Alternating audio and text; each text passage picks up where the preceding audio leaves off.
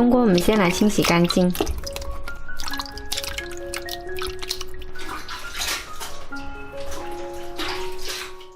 洗干净了之后呢，把根部剪去，然后在冬菇的中间呢划几刀，划成一个井字形。注意不要划穿了。接着煮一锅开水，把冬菇放进来焯烫2到3分钟，加入1勺盐。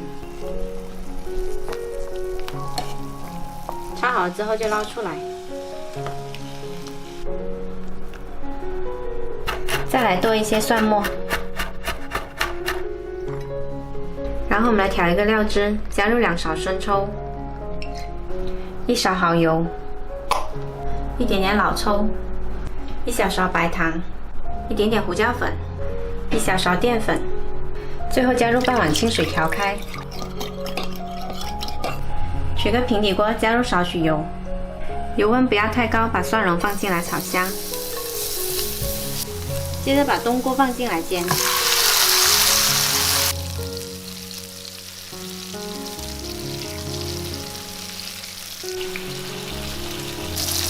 冬菇煎了一下也出来好多水了，你看，这些都是水来的。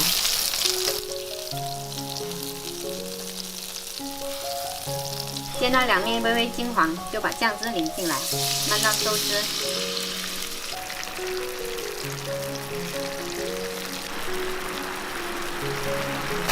鸡收的差不多的时候呢，多翻动一下，让酱汁完全包裹住冬菇。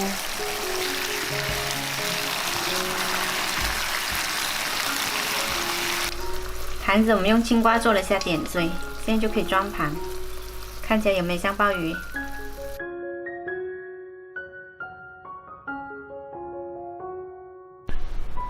最后把汁液淋上来。